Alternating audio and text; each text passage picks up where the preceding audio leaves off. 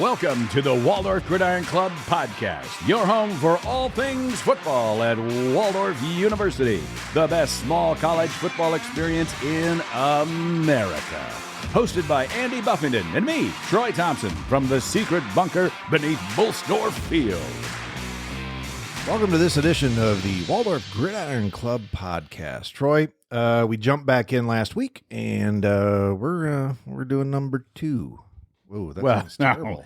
I already did number 2. Every morning. Yeah, that's right. It's like a ritual. Yeah, like a clock. That's right. It is. Yeah. It is a constitutional. So second, you say second? Yeah. Second episode of our time back after our long summer break, and we've got a very special guest today.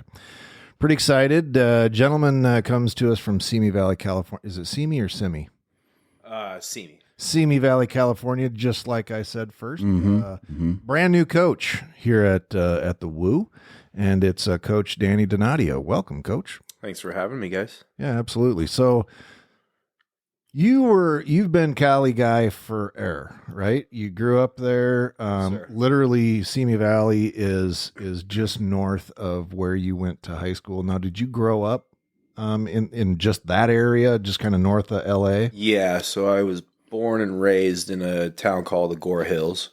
So it's basically Agora Hills, and then there's Westlake Village and Thousand Oaks, and then you go around the hill, and that's where Simi Valley is. Okay. So, you've been in town like a grand total of about, 9 days now? 10 days? Well, no, you came... Not even. I got here on Monday the 31st. All right. Monday the 31st and went straight into it. Holy moly, yeah. And it was kind of out of the frying pan right into the fire. Yeah, I didn't get the job until I had maybe less than 2 weeks to get out here. Yeah. So, and that's one of the, maybe you can enlighten us a little bit, because I never did talk to Coach Chapa about it, but it's like, we get a dude from California that's got high football IQ and is a great coach. How did all that come about from your end? How did he even know who you were? Yeah, so for me, it was just I've been coaching football this will be my 12th year coaching football now. I was started out as a college coach, and then some things didn't really go the way I wanted them to, didn't pan out the way I wanted to. So then I went back to my alma mater, high school, and I started coaching there for a little bit. I was there for about 4 or 5 years. And then I went over to Simi Valley High School, and I was there for about 4 or 5 years. And I think for me, when I was at Simi, it was just kind of, I did a lot of things there. I had my hand in a lot of the different pots there. I was doing the strength and conditioning. I was the receivers coach. I did the pass game coordinating, working with all 3 levels. It was a lot of work. And on top of that, I owned my own business. So I was running that in line with all this other stuff. And I think I was just spinning my wheels too much. And, gets to a point where I wanted to be at the college level. That's where I always wanted to be. Yeah. So I constantly would be on websites looking for opportunities, throwing my resume out there just to see what would stick. Yeah. So I kind of just did that. I just threw my resume out there, and one day I got a call. And now I'm here. Come to Iowa. Yeah. You ever been to Iowa before? No, sir. Okay. What are some of your thoughts? Now this is rural Iowa. Yeah. This isn't I'm going to use air quotes, metro, that we have. And right. Our largest town is our state capital, Des Moines. And it if you haven't been there yet, it plays like a pretty small town. I drove through it. Okay. All right, good. So what are your thoughts of the state of Iowa and our fine little community here in North Central? Yeah, so it's a bit of a culture shock. It's different, coming from suburban life in Southern California. But it's very much, I kind of have the mindset of how when I moved to college, because I went to school in Northern California, and it was different from what I was used to. Right. And kind of having to adapt to that, the weather changes and all that stuff. Now that's probably going to be, there'd probably be a better question to ask me after the weather changes come around. But I think for me, it was just time for a change of pace, time for something different. That was my whole mindset for leaving for college in the first place. Yeah. Was I was just sick of the same monotonous routine day in, day out with no like end in sight. You know what I mean? Sure. So that change of pace, I think it was kind of like an omen, like a sign that it was time to change where I was at and do all that. Because where we're at right now, where my wife's still at back in Southern California, we live in my grandmother's house. Oh, nice. And so, but she's 100+ years old right now. She's 100 Holy years old. moly! Wow. Yeah. Wow. Good Yeah. life. Good And she's life. still like they took her off hospice because they said she was in too good. Hey, you can't stay here. Yeah, they said Get outta here. She's in That's too right. good a shape for being 100. My mom's like, "Are you kidding? Take her, please." Well, and that's good because, I mean, you got some longevity genes going yeah, I got on. some longevity genes. I mean, all my grandparents were in their late 90s Oh, wow. when they passed. So she's the last one, but it's her house. So obviously, when she goes, the house will probably have to get sold and all that stuff. So it was just kind of like the pieces all kind of just fell into place where they are, and I'm happy to be here. Oh, good. Yeah. And we're just thrilled to absolutely have you here. I've had the luxury of watching you interact with our kids and staff and stuff like that. And it's been really interesting for me, not to discount any of our former coaches, but I think the level of coaching that you bring is elevated a little bit, that just some of those nuances that I'm noticing when you're talking to your quarterbacks, especially, I think it was Nick one time. You told him, "Hey, stop, look over there. You see that?" Yeah. And little things like that it's not like, what are you doing? Yeah. It was just, "Hey, you should look over there. Look to your left. Yeah. See that?" Yeah. So, Yeah. I mean, and that's, No, definitely. That's always been something I've prided myself on, and something I've definitely learned in growth over the years of coaching is it's not always about the screaming and the yelling and all that stuff. And, most of the time they don't even really respond to that. I've gotten to a point where, I've tried to give the whys, yeah, the reasons for, I'm not saying that they made a mistake, but look at this, just so you see it, right? I think that's so important that they have that knowledge of the game, not just, you got to throw the ball here, you got to hand the ball off here. And getting a better understanding of the whole thing in general, because when they understand the game, they can play faster, right? And they can respect the game a little bit more. They can be more confident. They can execute at a higher level, yeah. And consequently win in football games as a result. Mm-hmm. So I think for me, I've always been big on the whys, Good. explaining things to them and making sure that they know what they're doing. I always thought so. I recruited for the military for a long time, and I came to the conclusion that you just with maybe with my generation, Andy and I, you kind of you say, "Hey, do it this way," and you didn't really ask why. And then the generation prior to that, even less so, and the generation prior to that, et cetera, et cetera. Mm-hmm. I mean, I don't know who invented anything, because at a certain point, somebody has to ask why. This particular generation, in my opinion, and maybe rightfully so, is they just want to know why. So if you can explain, "Hey, what we're doing is this, and this is why we're doing it this way," from the get-go, then they are open to whatever it is that you're suggesting. If you just come at them from the right or left angle, then they're not going to accept that. So I think that's interesting. But would you agree that that's probably and I think accurate? I think it's so important that you have that element, because especially when you have new coaches on the staff, new offense, new defense, whatever it may be, you got to earn their trust. Bottom line, if they don't trust you, they're just gonna do their own thing. If they don't think that you know what you're talking about, or you don't provide them, it's one thing that you can come out here and tell them, "Oh, I do this and I've done this and I've done this in my career," but nobody gives a crap about what you've done in your career. It's all about what you do for them. Oh, absolutely. Right? It's it's what you bring to the table for them, and that's big. Like, I think, without giving the whys and the reasons, explaining everything that's going into them, I don't think that trust is easily developed. Right. And I think without that trust, you're dead in the water. I mean, especially at the college level, these kids will eat you alive, because they'll know right out the gate if you know what you're doing or not. Yeah, for sure. And again, we brought in, and maybe next week or in the coming weeks, Coach Brown, he's from the other coast, and but it's like that's one of the things I talked to him about the other night is that I'm noticing that there's a level of intensity with both of you, but at the same time, it's that level of I need to make you understand why I want you to do things the way that I want it to do. Right. So it's good to see, and that's gonna. I mean, there's gonna be results. Yeah. On the end of that. I mean, I feel like we've gotten pretty good buy-in from the players. With having several new coaches on staff, and for a lot of them are young. I'm the oldest coach on the staff, so True. That's kind of a funny part in itself. So I think, with having so many young coaches and having these kids, these young adults really that are gelling with us and we have a good relationship already going and we're only a week in. I mean, that's pretty cool to see. It makes the time go by pretty quick, to be quite honest with you. Yeah. The relationships in general. I got to imagine that the time that you spent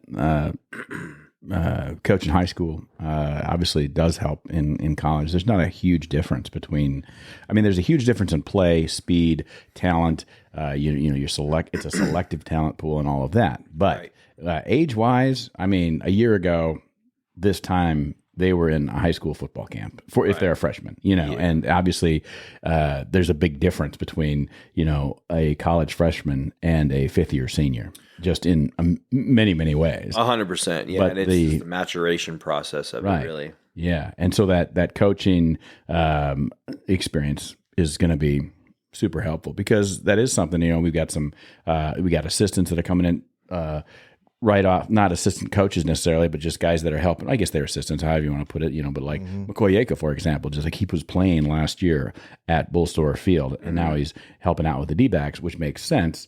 But there's no gap in there like you have, where you're dealing with 14-year-old to 18-year-olds, and the development of the game.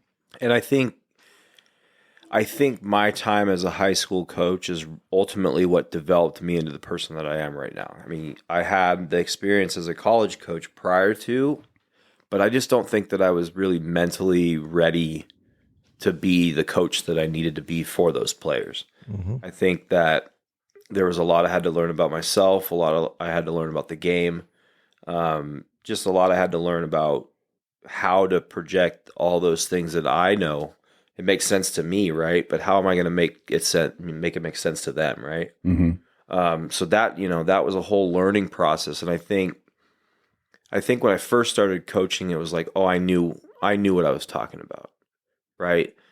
But I only knew what I knew. I didn't know the ins and outs. I only knew what I knew from my high school coaches and my college coaches and my time playing in all the football experience that I had. But when it came down to it, I really didn't know anything. Like, I didn't know all the ins and outs of the run game. I didn't know all the ins and outs of special teams. And I didn't know how to read all the defenses and what I was looking at. I just knew what I knew. Right. And so I think the fact that I wound up going back to coaching high school, I think that really enabled me to be more of a student of the game and see if that was really the path. Because I had a coach tell me, while I was coaching high school football, that maybe coaching football wasn't for me. He didn't think that, it was a right fit for me. And I took that personal. I mean, like, that was something I felt like, but then I had to take a step back and really like evaluate myself as a coach and the things that I was doing and see if that was, was there merit to what he was saying? Like, I really had to question myself. And obviously at that point I was pretty low and pretty down. Of course. Yeah. And, but it motivated me. I was like, okay, well, if you don't think that I'm ready, I'm gonna prove you wrong. Yeah. Right? Rather than being like, oh, he's right. Maybe I'm not meant for this. Maybe I could just work dead end jobs. No, I didn't work my butt off through college and all that to just work dead end jobs. Right. Like, that wasn't what I'm not going to find happiness in that. So it's at the end of the day, it's like, what do I find the most value in? What brings me the most joy? And that's what I do right now. So I took that personal, and I made a lot of sacrifices, and I did a lot of things. I went to all the AFCA conventions. I've gone to Glazier clinics. I spend all my free time going on and watching videos on football stuff, learning how to be a better coach and how to give the best product to the athletes, I guess. Yeah. Well, and it's really not fair because our quarterback room and some of the guys, some of our student athletes have been talking about this. This is probably one of the better quarterback rooms we've had in a few years. Now, obviously, you got Jordan Cooper right there. You got Nick Siegel. Yep. That's backing him up right now. But talk a little bit about some of the talent that you have just in your room. It's pretty exceptional. I mean, I've dealt with a lot of talented kids over the years, but just the coachability of these kids and the buy-in and the attitude. I mean,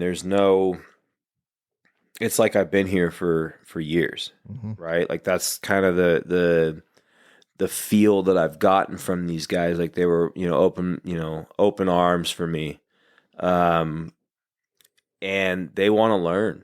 That to me, that was the biggest downfall from where I came from, where I was at, was a lot of the kids were just there to be a jersey holder. You know what I mean? Sure. Like a lot of them just didn't want the effort. They didn't want to work hard. They didn't want to do any of the hard stuff to get them in the position to be successful. They just wanted to be there on Friday nights and be in the paper or whatever, Yeah. So as someone who's as passionate for the game as I am, that was problematic, obviously. So coming here, it's a breath of fresh air. When I get, my room with 7 guys in it, and they're in there with their binders every day. They're in there with taking notes, asking questions. I quiz them every day in their meetings. I give them quizzes on stuff, and every day they're in there writing down detailed answers and stuff. And I don't have to like beg them for it. Right. So for me, my job's easy, man. I mean, I come in there, I talk, I get to talk football for a living. Like that's, I can't ask for anything better than that.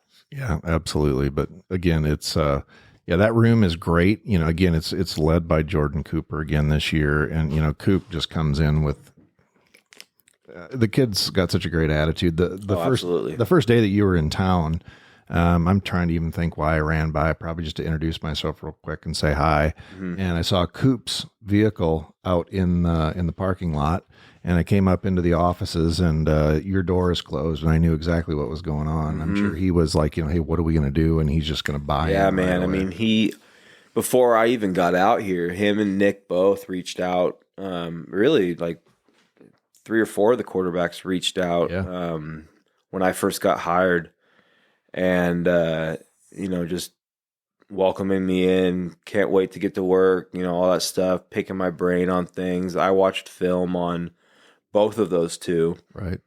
Gave them feedback on things, stuff like that. And they were just so receptive to it. I think that for me was just, making a big move from California and having to drive halfway across the country and leaving my wife back in California. Right. Like that's tough. Yeah. So having players that are that like invested, it made it that much easier. That's good. So we can come in hard charging into any organization with a ton of experience and know the right way to win, whatever it might be, whether it's football, sales, you name it. Right. And I've learned that that doesn't work very well if you don't take the time to get to know the players and put their needs first. Right. And so clearly you've been able to do that and recognize that, it's a good situation to be in.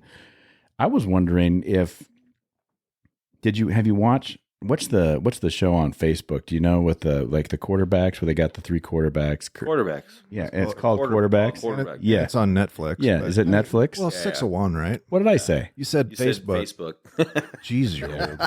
I thought I was the oldest guy in Is the a room. Facebook a streaming service? Yeah, it's one of them Facebook things. On I a think pewter? It's on the interwebs. It's on a pewter, I don't so know, that's yeah. what we're going to do. Fired up. Yeah, that makes sense now that you mentioned it. We watched all of those episodes. As did I. And, I'm not going to, embarrass Andy or anything like that, but we're a Vikings family, so it's pretty easy to like Kirk Cousins in that show. Have you seen it? I've seen a couple episodes. Yeah. Of it, yeah. I mean, it's pretty easy to like him. Agreed. But I didn't, I think what's for all of those guys, those three guys, all of those guys, the work that goes into pregame. Yep. I mean, you think, well, that's what professionals do. Everybody kind of wonders, like, what do you got to do? Just like, memorize the playbook and go out there. But it's just so much. I mean, at that level, it's tremendous. But at any level, the work that you put into it in advance of the game is often completely overlooked. Just go out there and play football. How hard is that? Yeah, I mean that. It's funny that you say that. I have that conversation with my parents all the time because they're the fans that watch the games and are like, oh, he sucks or he sounds like mom. Just you don't know what these guys are having to go through on a daily basis. Right. I mean, it's insane the amount of preparation and the amount of work that has to go into an hour game. You know what I mean? Right. It's stressful, but it's like one of those fun stresses that, you just want to keep doing it, And I think that element of the game is definitely overlooked, which is why I think it's so cool that they do things like Hard Knocks, things like Quarterback, and things like that, where they kind of give you that inside track of what it's really like to be not only just a professional athlete, but a football player in general. It's like, that's tough, man. I mean, it's a grind. It's an absolute grind. And it's, you get hours where you're not sleeping a whole lot. You're not thinking about anything else. Like for me, I don't see my wife because she's obviously halfway across the country. But even when I was with her, I barely saw her. She's a cheer coach and stuff like that. But that's like the only times I'd ever see her. It's like I got football. It's game night. And she understands that. And I think that's the rarity of there's some people that understand what goes into it and the sacrifices that some of these people make, especially when they have families. Right. They're away from them all the time. Mm-hmm. And I don't think people in the general world really know how that kind of unfolds. And we had that conversation. I don't know who it was with last year. I think it was Zach Morrell, right? He was a student coach last year. Former player, a lot like what McCoy Yakel is this year. And we asked him, "What do you think that it's like? Now that you've gone from player to coach?" He's like, "I had no idea." Oh, that's how it was for me. He's like, "I had no idea that there's so many there's meetings and there's so much film and there's so much scheming and things like that." It's not just, all right, guys, practice is at 10, and we'll be there about a quarter to 9:45. No, because you gotta make sure these guys are out of bed. Yep. And you got to make sure that they're going to breakfast. Then you go to all your team meetings. Then you got practice and yeah, and it's 90. On top of that, we have we as a coaching staff meet in between all that too. So it's like we don't exactly like you said. I got here like a little over a week ago, and I only have an air mattress in my apartment. I don't have any furniture. I haven't had time to go do anything. I got here and I went straight to the office. So all you got to do is ask. There's a lot of people out. That's one of the things you're going to learn, Coach, about this community is that all that, if Coach Donadio says, I don't have a mattress, all we got to do is literally one Facebook post, Troy, not Netflix. I'm not going to post it on Netflix. You post it on Netflix. Let me know what the results are. But about the time we would do that, just from our Gridiron Club point of view, it's like you'd probably have 7 beds at your house, at your apartment within just a few days, So yeah, that's true. That's one of the things. And again, not ever living in California, it's probably been 35 years since I've been out there. But that's one of the things. We're extremely close knit around here, and it's very small, and everybody wants to help out everybody. So I'll just encourage you, Coach. And I've told Coach Brown the same thing. If you need something, gotta ask. Just ask. Can't read your mind. We're pretty good at reading body language, but can't read minds. Yeah. the whole subject is you guys are like, okay, well, you guys take a break, hydrate, get taped up, take a break, whatever it is you have to do. Yeah. And then you're going straight to a meeting, and it's just like, boom, and right on to the next. Yeah. meeting. I mean, we meet as a staff literally right as soon as we get back into the office from the field, we go straight into a meeting. So it's like, and that's the grind, man. That's how it is. But I think that's so fascinating. I think that's the most fascinating part about all of this to me is what goes into all of it. Because when you're a player, you only know what you know. Like I said, you only know the ins and outs of, what they teach you in meetings and all that stuff. And for me, when I became a student teacher, when I was GAing for Humboldt State right after I finished playing, it was a whole new world. I mean, I'd be there at 5:30 for a coaches meeting, and this was right after I was done playing, and now I'm hearing all of the behind the scenes kind of stuff, and it was different. I felt a little weird being in that position because of how young I wasn't really young, but because I was fresh out of being a player and all that stuff, and then going straight into the coaching. But the amount of, especially at the college level, all having to, who's on your board, having to deal with recruits, having to make sure those recruits are eligible, having to make sure that all the paperwork and all the ins and outs of their financial aid, everything that goes into it, it's so much more than it is at the high school level, because you have kids that are away from home for the first time. Right. So you got to manage that whole, crisis, because a lot of these kids, it was the same thing for me. I mean, it was hard being away from my family. It was hard being away from home, but I knew that it was the best thing for myself. Right. So you have to make sure that you encourage these young people to have that same mindset. You're doing an amazing thing for yourself and getting an education outside of being a student athlete, which is, that's another thing that people don't really understand is what goes into being a student athlete. Oof. Right. You talk about us as coaches and what we have to do. These kids have to balance social life, school, sports, family back at home, relationship, everything. They have to balance all that stuff, all while doing this for the first time, being away from home. And, speaking from my own experience, when I was away from home for the first time, obviously I loved it. It was, I was looking forward to it, but there's certain elements that you miss, right? You want to be close to your family. You want to be close to your friends, all that stuff. But, you have to make sacrifices. And the same thing goes with coaching. You have to make sacrifices because this is what you signed up for. Yep.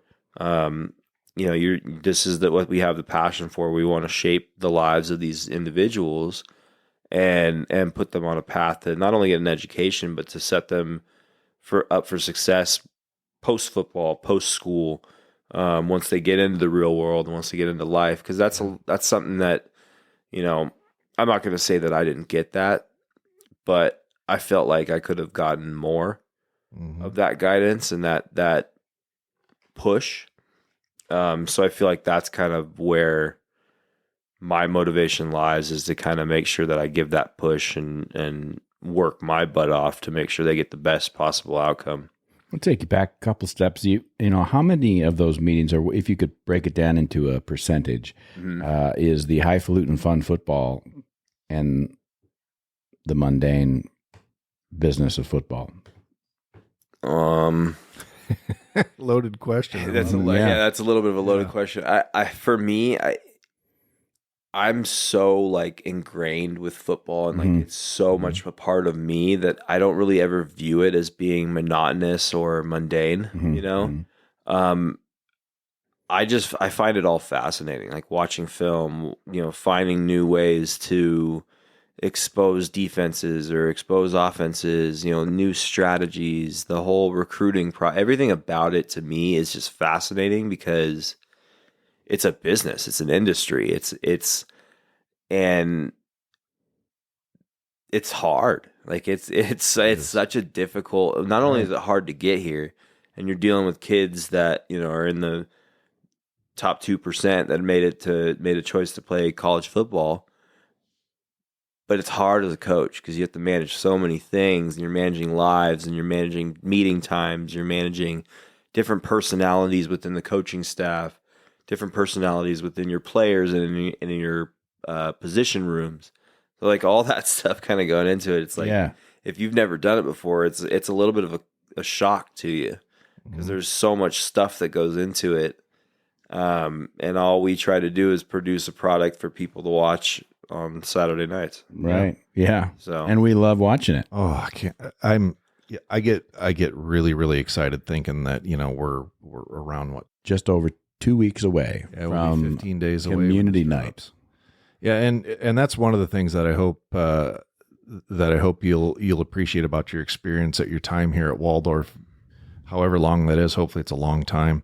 But the community night for an NAI football team, in the middle of essentially nowhere, we love it here, but at the same time, like what happens on community night is exceptional. that's what I've been told. Yeah, I'm looking forward to it, and it's again, folks, if you're listening to this, call 10 of your friends to call 10 of their friends and say you got to get here. The festivities start at 2:00. On community night, they have bounce houses, face painting. Obviously, the tailgate's going to be going strong. I heard the Akels are definitely coming up now that McCoy's going to be wearing a different kind of uniform on the sideline. Yeah. And so it'll be great to see Randy and Darla, and you'll get to know them, Coach. And they are solid gold human beings. I just look forward to that experience so much. Game day is my favorite day. Absolutely. I have nothing to do with the success of the team whatsoever, but I still get all I the don't know if butterflies. I'd say that, but I mean, man, you're the guy that can make white uniforms white. Don't even start. I literally, in my basement right now, I've got like 15 pairs of white game pants that got destroyed in the Dickinson game that I am working my tail off trying to get clean. Yeah. And, but yeah, that has nothing to do with their performance. Right. No, Man, maybe. you look good, you play good. Well, that's the nature of the young, youthful hubris of playing the game, because it is pageantry and pride and tradition, and all of those things play into the Saturday afternoon and the evening game, and we love it. I mean, Americans love football. I think that is. I know baseball is supposed to be the American pastime, but I think that football is the American sport. Oh, I mean, come on, man. Everyone loves baseball and all that stuff, and don't get me wrong, I love baseball, but everyone talks about, it's football time. Yeah. It's that time of year again. Yeah, you don't hear that. I mean, a little bit. The crazy baseball fans are like, I can't wait for spring training. They're going to go down to Sarasota. They don't make a big deal out of it No. even networks like TV and all that stuff make such a big deal of it because of look how much money it brings in. It does bring a ton. Right. So much money. And it's once a week. It's a monster. You just tie yourself to it. And that's what, of course, the Gridiron Club is all about, is tying to a college team, what we think is the best small college football experience in America. And the Waldorf Warriors have built a program in the last few years that has been the envy of a lot of other programs. And we've also had great kids that we've had the opportunity to get to know here on this show. Same thing with the coaches and the folks that show up for the tailgate, that come on Saturday afternoons and pay their, entry fee and come and sit in the stands. It's just you don't see that when you go elsewhere. And of course we travel too, and you go and you see exactly what we're talking about. Yep. They're just not there. If you come to Waldorf on a Saturday afternoon and there's 1,000 people in the stands, that's a quarter of the population of the town. Yeah. Yeah. This is true. Right. Yeah. How big is Simi Valley? How many people? I'm not even sure how many people. It's pretty good size. Yeah. Yeah. It stretches pretty far. Yeah. Just a shade bigger than 4,500 people then? Yeah, it's slightly bigger than that, I would say. It's probably your neighborhood, 4,500. Yeah, I think my neighborhood where I lived in Westlake Village, I think had somewhere around there. Oh, yeah. Same size. So this isn't much of a culture shock. Hey there, Gridiron fans. Troy Thompson here with all the details on how to register for this season's cash prize Where the Ball Lies contest. Now, last year, the Gridiron Club awarded $1,000 in cash prizes to our fans who registered for the cash prize Where the Ball Lies contest. This season, we're doing it again, and it's even easier to register than ever. All you have to do is click on the link in the show notes and register for one or more random yard line assignments. Now, there are 5 home games this season at Bull Store Field, and at the end of every quarter, wherever the ball is placed when the whistle blows, that will indicate who is the winner of $50 from the Gridiron Club. Winners will be announced at the end of each quarter, and if you're present at the game, you can come to the press box to collect your prize. If you're not at the game, no worries. We'll send your prize to you. There are 20 chances to win this season, and registration is just $25 per yard line. Now, there are only 100 spots available, and you can buy as many yard lines as you want. But you have to act now, because those yard lines get snapped up fast.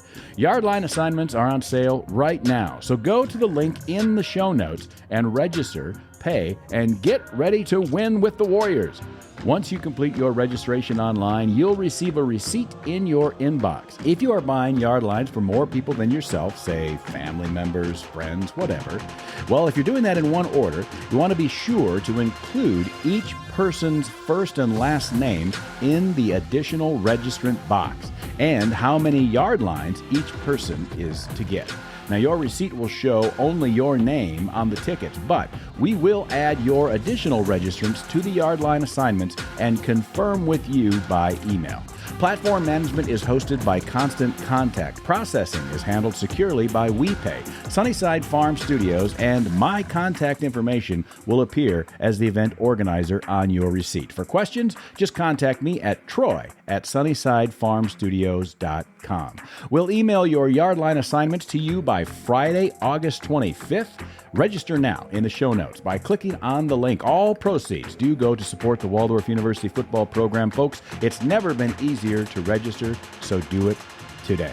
Registration closes August 24th, 2023 at noon Central Standard Time. All transaction fees associated with the registration are included in the price. For prizes awarded to individuals that are not present on game day, just allow 10 business days for delivery via standard first-class mail. The Waldorf Gridiron Club is a 501c3 nonprofit organization dedicated to the Waldorf University football program, the best small college football experience in America.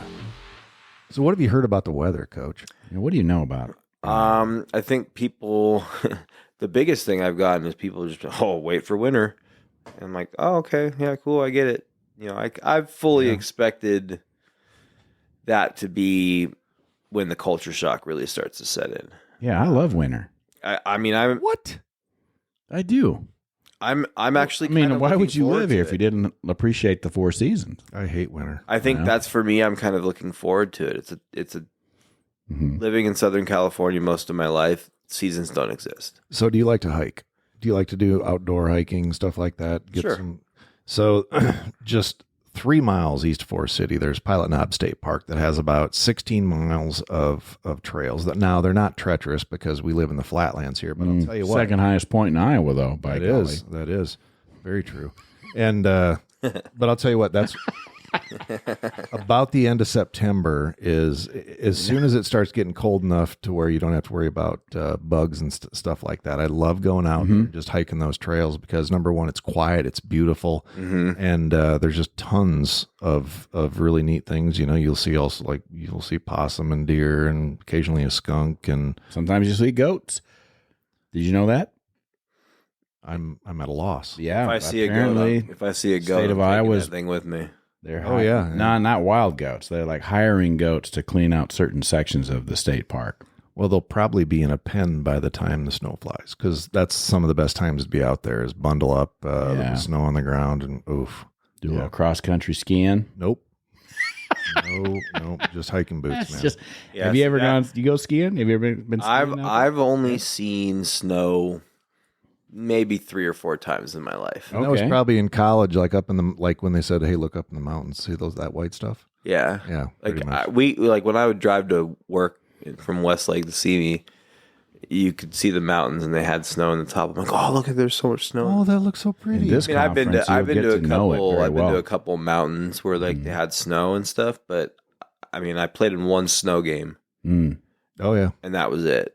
So Now, you understand that we finish our season in North Dakota this year. Dickinson State, then 2 weeks later, Valley City. There's a chance that, I think it was 4 years ago or 5 years ago, that there quite literally was almost not enough room on the sidelines at Dickinson State for the players to stand because there was so much snow. Yeah. piled up. Yeah. Oh, Yep. jeez. I've been at football games where it snowed so much that it just like you had 6 inches of snow on you. And it was actually kind of warming, like a little blanket. Well, I'm sure that'll be interesting the first time that Yeah, we'll have you back on in March. I mean, in this conference, we're the southern team. You Oh, know, yeah, so they people love come down coming here. down They're here. like, oh, it's just like still autumn. You know where they came from. Yeah. Yeah. And so hopefully you grow to appreciate the seasons like you talked about a little bit. You know, my favorite month is coming up. September is my all-time favorite month because it starts to cool down a little bit. You know, I don't mind warm, but I don't like heat. And September. yeah, September is my favorite month. You know, then the Do you remember? walleye have their feed bags on, so they're getting out there. I do take my fishing trip in September. I know you do. Yeah, and that will be Kept some walleye for me because you know it's not going to happen from this end. yeah, that will actually be. I leave for my fishing trip when those guys leave and go up to Mayville. Yeah. And then come back, I think, for Dickinson. I'm not sure. Right. I don't know.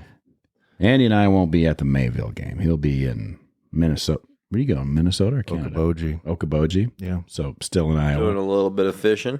a lot of bit of fishing. Yeah. So anyway, so what do you do in your spare time, Coach? Yeah. What's your hobbies? Yeah. Well, like I said, back home I owned a business. I was a sport performance coach. Athlete. Yeah, athlete. So my wife's still running and operating that as to the best of her ability while I'm doing all that stuff from here. So, I mean, really for me, it's the main things that I did in my free time. And my wife will probably kill me if I don't say this, but she's a big Disney person. So we had the like the member card to go there. So we wound up going, I mean, from April till now, it's probably been about 15 trips to Disneyland. Oh. Yeah. My wife loves Disney as well. Yeah. We're, right here in the Midwest, so kind of, drop down to Disney World Yeah. when we travel. But you're right there in the original Disneyland. Yeah, man. So, I mean, Yeah. That's the only one I've ever been to. Did the Disneyland? Disneyland, yeah. yeah, it's, I mean, I've been to Disney World one time. What'd you think of it from California? Disney World? Yeah. From what I can remember, it was bigger. I mean, it was just different in terms of like they have like the cultural aspect to it. So yeah, Epcot. yeah. Yeah. So Too commercial.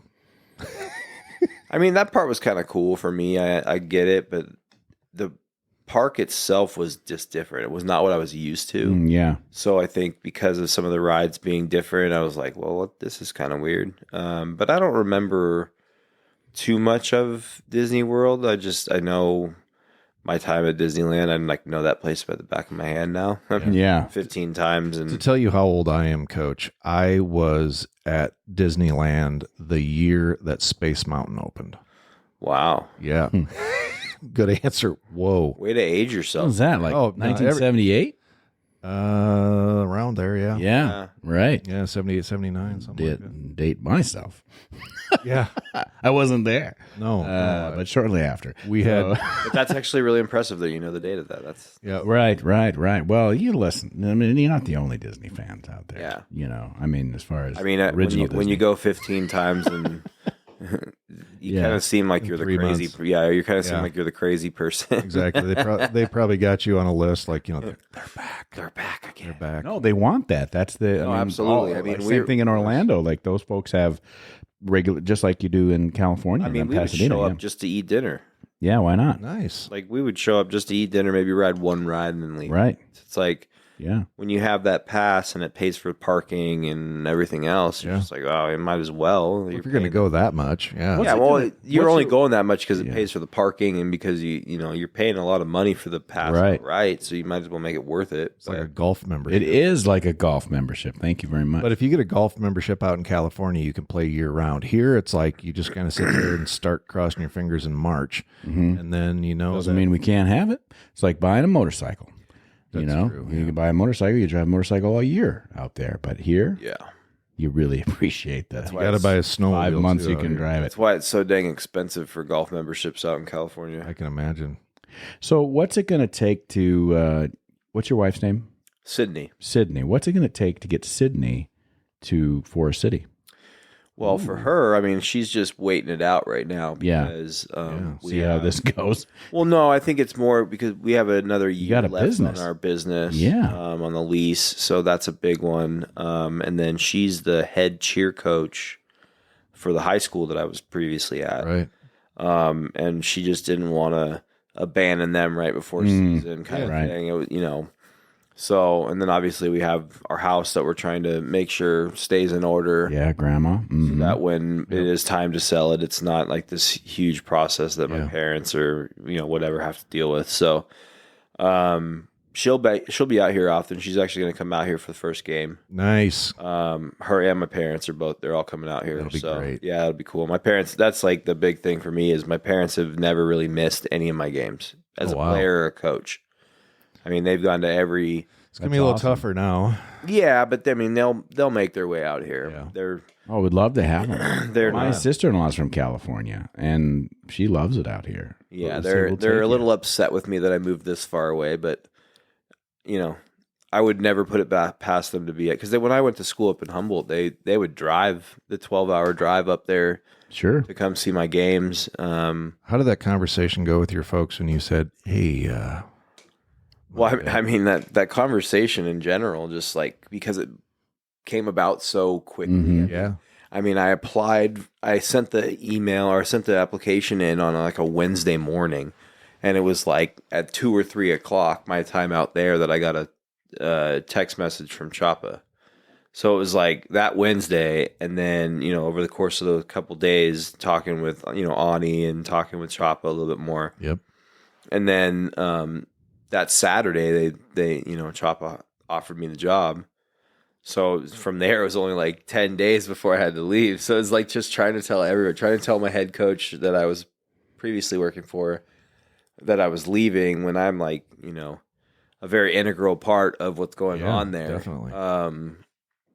That was the hardest one for me, I think.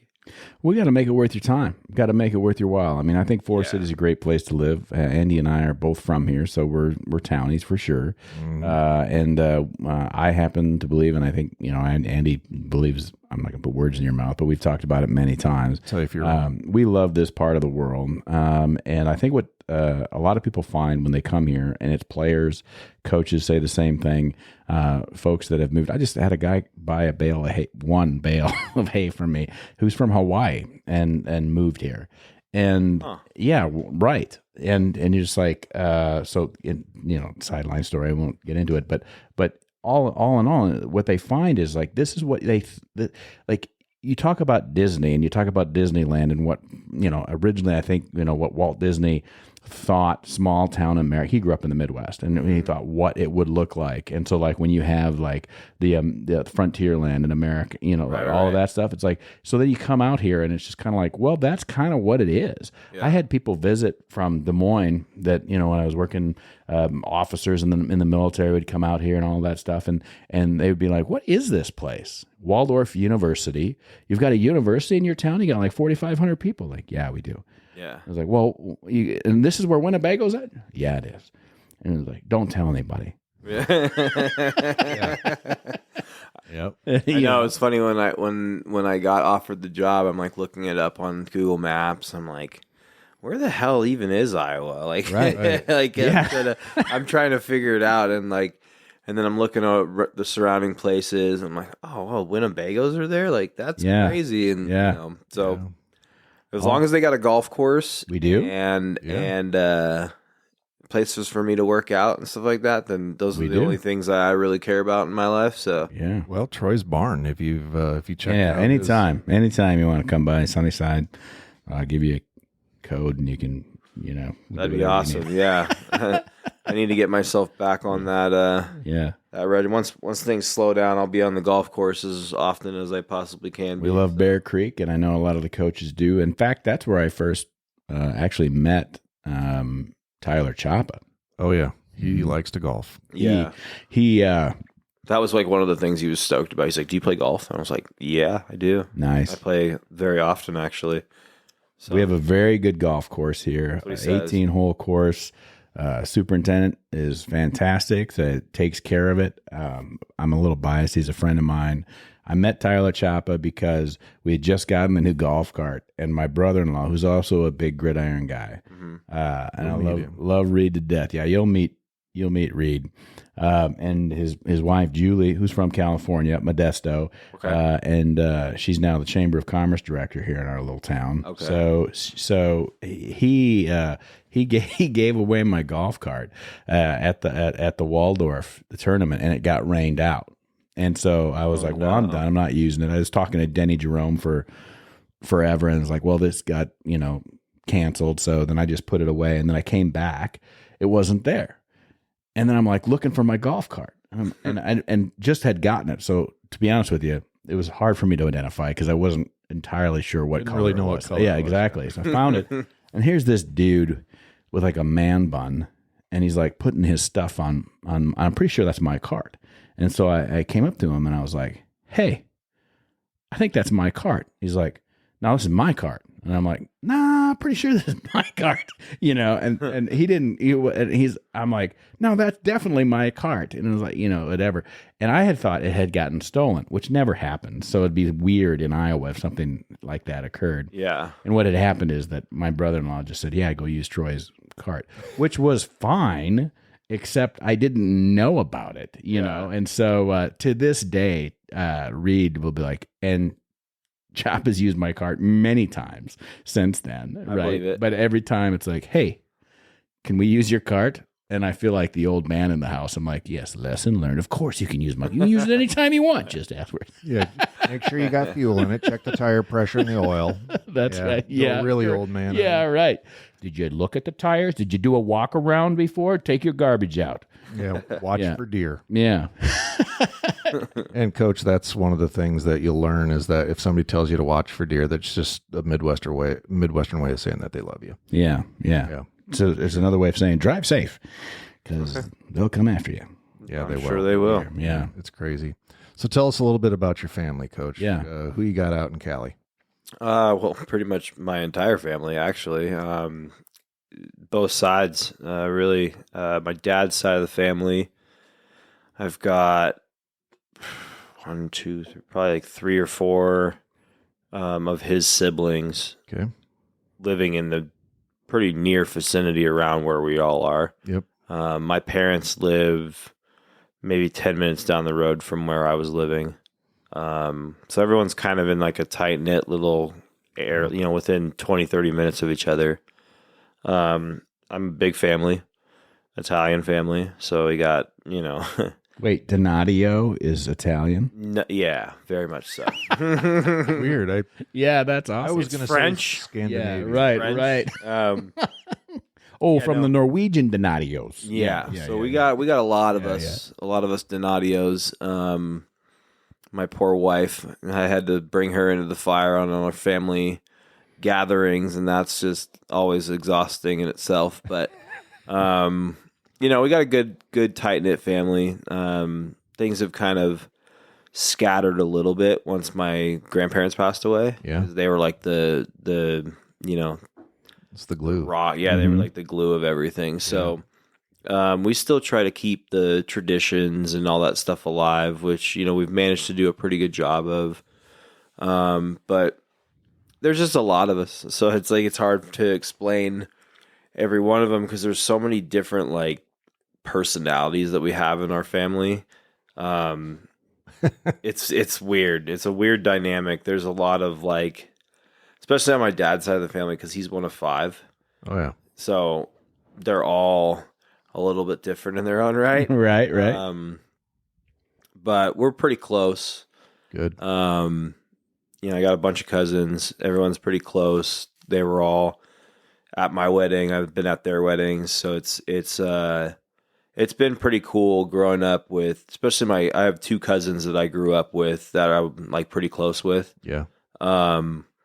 And they were always just like a foundational thing for me. Like they were always just the backbone of like friendship, and like always the people I looked forward to seeing the most when I'd have those family gatherings, like Christmas and stuff like that. And I think that's still very much present. We're very much involved with each other's lives. I mean, we don't see each other a lot, but we're definitely in the loop when it comes to what's going on.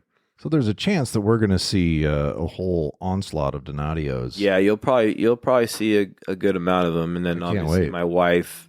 Yeah. And then my wife's sister lives in Wisconsin. Well, there you go. So, now her dad and stepmom are going to be flying out to like Minnesota. Yep. And then, because I haven't seen her sister since they moved out there. All right. So it's been a while since we've seen them. So that'll be kind of cool to kind of have that like central location to everybody. Where are they at in Scotty? I'm not sure exactly. Nobody is. Yeah, that's the thing about Wisconsin. Like when she said that they were moving to Wisconsin, I was like, what do I you will mean? guarantee you, wherever they live, it's not far from a bar. They could that is true. They could live out in the middle of the woods, and they're probably a 5-minute walk. Yeah. 5-minute walk from any bar. That's one of the great features of the state of Wisconsin. Wisconsin's a great time. You can go It's beautiful. in the middle of nowhere, 2:00 in the afternoon, and find a ramshackle bar, and there's 4 cars in there. Oh, absolutely. Yeah. And then they'll have like a meat raffle going. Yeah, and pull tabs. Oh yeah. Oh, come on. Tabs. There's a bar in Spirit Lake, Iowa, called the Sportsman's Pub. Okay, That it's a towny bar, but they got pull tabs. maybe we should do a gridiron rally there sometime. What are you doing tomorrow? Well, you're retired, so I got to work. That's Coach has funny to work. that you asked that question. What am I doing tomorrow? Every day's a Saturday. Yeah. But yeah, I mean, outside of that, it'll be cool because she's, her sister has 3 kids, so we have that, branch of the family. Oh, Nice. good. My sister has 2 kids, which are like my extended kids. So, Oh, absolutely it is. she's got 2 girls. Very much, it's very much like you can see the oldest daughter is very much like my sister, Yeah. and the youngest one is very much like me. Nice. Just reckless, chaotic, and has no regard for their own safety. Just does what she does, and so I bond with her a little bit more than I bond with the older one. But obviously, I love both of them dearly. So Oh, absolutely. I've got 2 nieces, and I'll love them just as much as my own 2 daughters. So, yeah, exactly. Yeah, and it's a wonderful thing to have that kind of family, and it's good to know that you've got that rock back there. It's got to be tough. I got to be honest. It's got to be tough to be that far away because family is everything. Yeah. I mean, it always will be. Yeah. So They're blowing me up about sending pictures and stuff like that. I'm like, I haven't even had a chance to unpack my stuff yet. exactly. You're still Get digging through your suitcase for your next clean pair of underwear. Yeah. So Yeah. and then obviously my wife being back there is hard. Oh, yeah. Having been separated from her, this is the longest we've been apart from each other. So How long have you guys been married? we've been married. We got married in 2019. Okay. So, we went to school together. Yeah. We didn't date in college. We had our own things going on, but fate brought us back together, and that was a blessing in itself. So Yeah. So once she comes out here, it'll be cool, and then obviously she's not afraid to relocate. She's very much looking forward to that time coming around. So Something different, like you talked about earlier, that it's a change of pace. It's kind of an adventure, and doing that first on your own, just to kind of blaze that trail. Like, I've built us a cabin, love. Mm-hmm. Yeah. Yeah. Now you can come east and join me Right. at our new home. Yeah, absolutely. So, and good thing for her is she works remotely. So, Oh, cool. her job is all 100% online. Nice. Yeah. So So she'd actually be Now able to that's a continue different job than your business and Correct. Because Yes. how do you do like remote head cheer coach? And he's like, listen, you get it. yeah, my wife is very much an overachiever like myself. Can't say no to anything. Yeah. So, obviously cheer is a passion for her. It's, Right. like very much like me. Excuse me. But her real job is she works for a company called Amgen. She's contracted through them, but it's like one of the largest medical distribution companies in the world. So she can do that from anywhere. Yeah, so she works in there, like she's done different things, but she worked in like publications and stuff like that, and working with like Salesforce and things like that. But she's very good at what she does, and even if she's never done it before, she's pretty damn good at it. Nice. Like she's just really good at whatever she does. So she worked for them for 3 years on contract, but then when the contract was up, they have to go on like a probation period, right? Like a 6-month hiatus from being hired again. And obviously during that time, things were rough because we're working off of what we're making off the business. And that's Right. that's tough in itself, trying to run a business and paying payroll and all that other stuff. It's just tough. So, she just actually like 2 days ago got hired. Like the president of the company signed off on her getting an early release from her probation period Nice. to get rehired because they need her desperately Well, for good. like the work that she does. So, managing that, she does that in the morning, and then she does her cheer stuff, and then she runs my shop and trains Wow. my So kids. she's busy You guys are too. busy, So yeah. yeah, grind. She's working my schedule now. I used to work anywhere from 12 to 15-hour days. Yeah. It's like 5 days a week, 6 days a week. Well, in Iowa, 12-hour days a half day. Yeah. But cost of living is just a little bit lower out here. Yeah, that's it. Just a little bit. So describe the home that you're living in now. Is it like 1,200, 1,800 square foot? I have a so for now, just because it's me, I got a 2-bedroom apartment. But out in California. Yeah. Oh, out in California. house- Yeah, grandma's house. Yeah. Oh, grandma's house is like 14 plus 100 square feet. 3-bedroom, 2-bedroom, 2-bath, garage. It's in a gated community. Great. Yeah, the cost of living out here, food prices are about the same. Yeah, it's about the same. But there's just some of those little things. Now, one of the things that you'll have to take advantage of as you get more established and find some time is that, and granted, unfortunately, it's this time of year, things like farmers markets around here, and I'm sure they have them in Cali as well, but Yep. some of that fresh produce Yep. that you can get that somebody put, that they literally take out of their garden. I mean, Yeah, 100%. And then- no preserve, no process. No, yeah, that's. and I'll tell you what, you're going to get people out here. You got to be a little careful because Iowans like to plant zucchini out here. And I think I've got like 7 of them sitting on my kitchen You table. think right now. Italians would like a zucchini? Italians? Italians. You said Italian. I did not say You Italians. said No Italian. way did I say that. Oh, From Italy? Well, I'm going to listen back to that real close. Well, I'll leave it in. I won't edit it out. Because every time I say Italian, I always have to check myself. Yeah. Troy would not like it. if But I said, zucchini, yeah. love zucchini. Yeah. They do have, it is very prolific though. It seems Yeah. like like if you could just get one zucchini, you could enjoy it for what it is. Yeah. But they provide so much. Zucchinis, cucumbers. Also, tomatoes. lots of meat out here. So lots of Yeah. meat. You can get a lot of great. Have you tried the sweet yeah, corn yet? Yeah. I have not. Yeah. I'm definitely looking forward to that part. Yes. See, Andy and I, we travel separately, different places that we go around the country, and there's all, amazing cuisines from every region of the United States. You get seafood when you're on the coast because that's where you get fresh seafood. But I don't buy steak No. really anywhere. Unless I'm in the Midwest, because I just don't think that they're like, this is the best steak you've ever had. And I'm like, you don't know where I'm It's from. Florida grass-fed beef. I mean, I've even gone to some of the like higher end like steakhouses. Yeah. I'm like, yeah, it was good. Right. Yeah. So We'll feed burgers to the team at least once, if not twice, in the just next get a 9 mess or of 10 Iowa months. chops. Well, that's a great idea. Oh, I got to go talk to the co-op.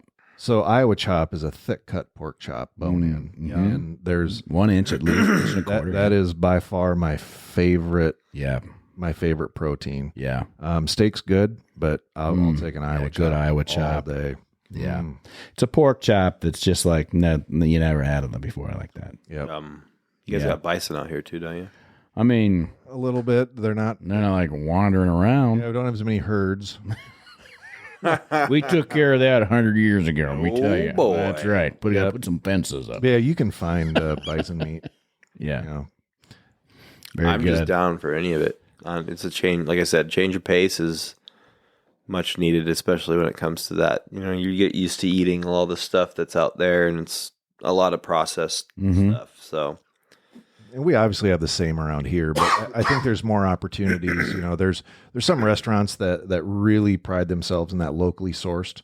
You know, and some of that food is it's fantastic, and it's not, like I said, it's not coming out of a box or a can. yeah, which 100%, I think we all prefer. absolutely.